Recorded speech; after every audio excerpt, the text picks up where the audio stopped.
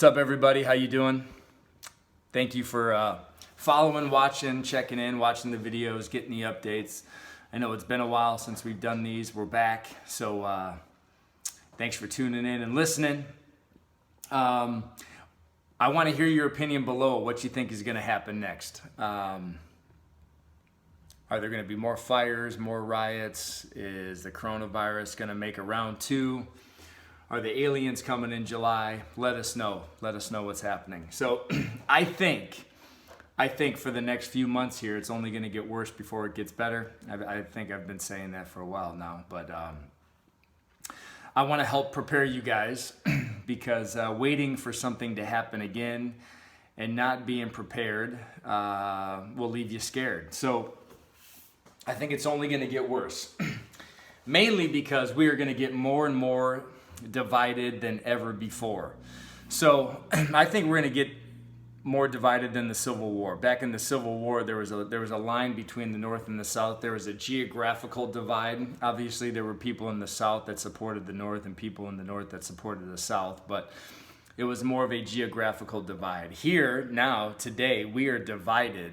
Literally, we have neighbors that hate each other. You can't go to a local store without people talking bad about you. So I have been advised by my boss and the people around me to tighten it up a little bit. So I'm going to try my best to tighten it up for you guys. If this thing does come back in September, October, November, late August, whenever it decides to rear its evil head again, the coronavirus, what do you guys feel the majority of people are going to do? Are they going to go back in their home? Are they going to lock themselves in? Or is it going to be a time for people that didn't wear masks to protest in the street without masks, breathing air, holding hands? What do you think is going to happen? Just tell me below. What do you think is going to happen? So I want to give you guys 4 things when that does happen to prepare your immune system so that you're not scared. There's 4 things that you can do.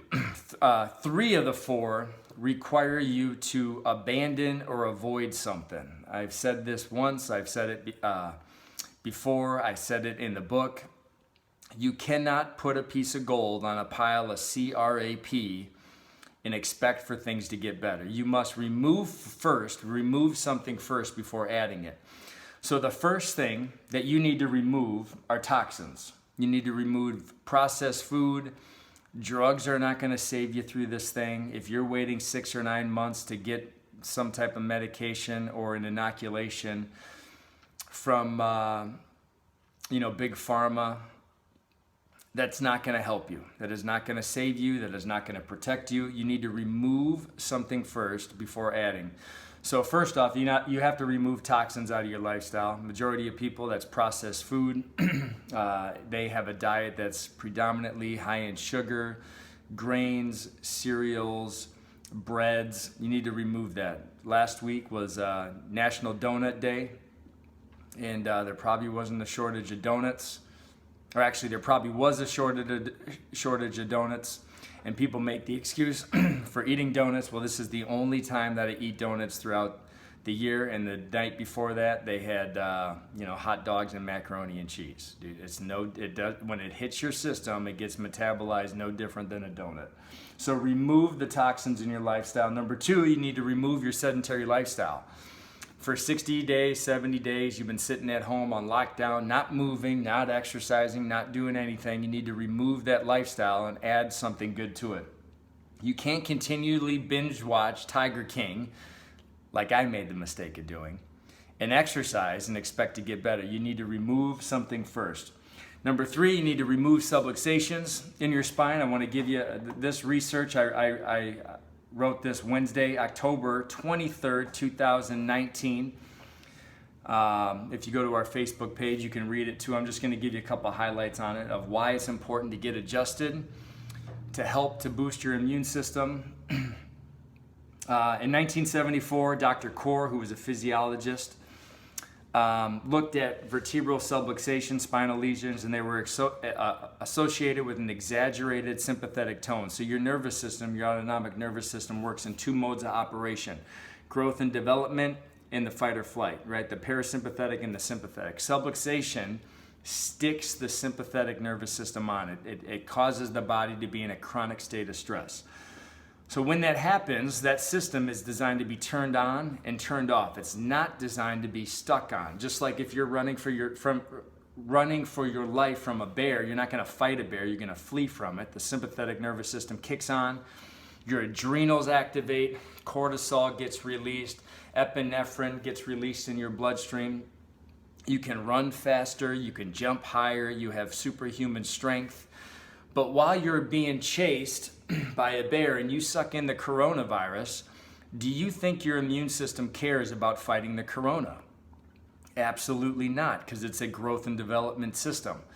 Do you think your body cares about breaking down and digesting the food that you have? Absolutely not, which is why people, when they eat a big meal and they go out for a run, your sympathetics activate and your digestion decreases. Energy is not created nor destroyed. So when you're stuck in that stressed out state, all of those growth and development physiological functions, the energy sucks away from them and they don't work as well. So sympathetic activity has been shown to release immune regulatory cells into the blood circulation, which alters immune system function, weakens its function. Another little quick study here. Where is that thing? Back at Life University, researchers took HIV positive patients and adjusted them over a 6-month period. They found that patients that were adjusted had an increase of 48% CD4 cells, an important immune system component.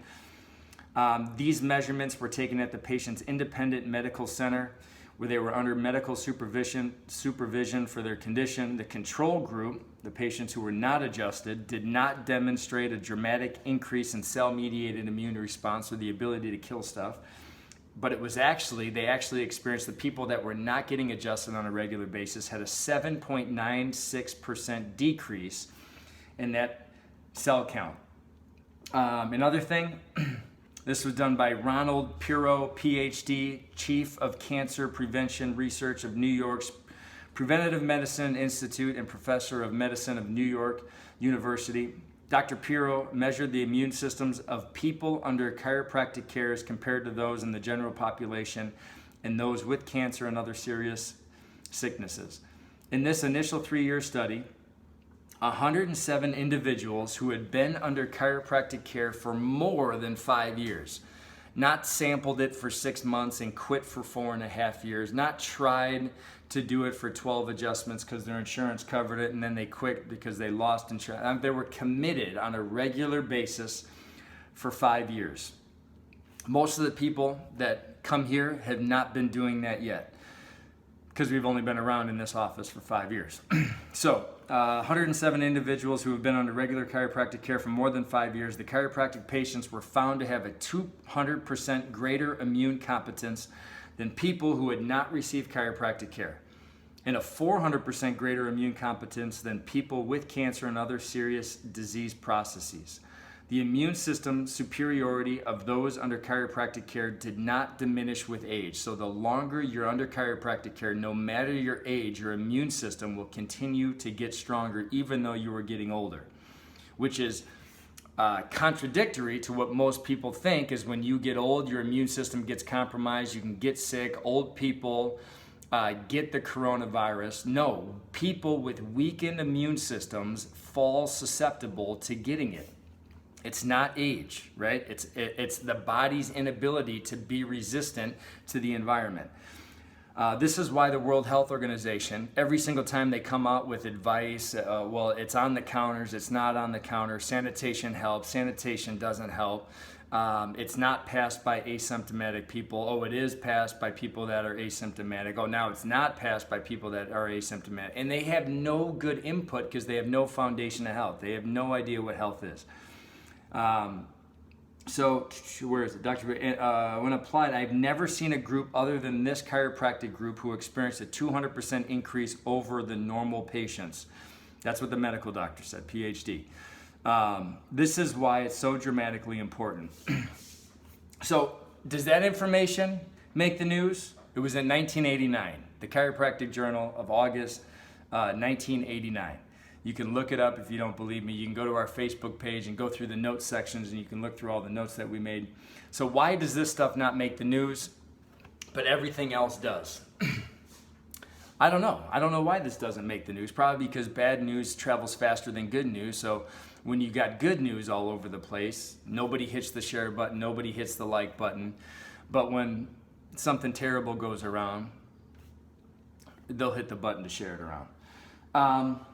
And then the fourth thing you need to do after you remove those three things, remove toxins, remove your sedentary lifestyle, remove your subluxations, then you need to add something healthy and good. For some people, that's exercise. Exercise artificially gives the body a fever. It creates an increase in your body temperature. Fevers are designed so when your child gets a fever, spikes a fever, they're fighting an infection. It is a good thing. It is not a bad thing that your child has a fever. We have been taught that symptoms are bad, so parents give their kid fever reducers when they have 103.1 fever for one day. That's not, it's not even an issue. So ride that fever out. You can artificially give your body a fever through exercise, which strengthens your immune system. If there is a bad cell or two inside your body, if you consistently exercise 5, 6, 7 days a week, you keep your immune system in a heightened response to fight anything before you experience a symptom, which is why it's almost impossible for healthy people that are asymptomatic to spread a virus, because their body kills it. And when they kill it and they cough, that virus does not come back to life again when it's dead. Now, people that have weakened immune systems and they partially kill a virus and then they sneeze and they cough, those are the people that spread the virus, people that have weakened immune systems. So I just gave you 4 ways, easy ways to strengthen your immune system. So when this thing happens again, you're not scared, you're just prepared. And you can go out in the streets and you can protest without your mask and say, you're not locking us down again, you're not locking us down for another 60 days, you're not gonna take my rights away. You guys can do that because you're prepared. It's also my wife's birthday tomorrow, so make sure you wish her a happy birthday. So I hope this video was good, babe. I hope I didn't say anything that was too offensive, that's gonna be too harsh to people. I honestly just want to help people. I'm not trying to offend you. I just want to give you real life tools to implement, change the way that you think, so that if you think different, you act different. And if you act different consistently over a long period of time, you will change where you are going.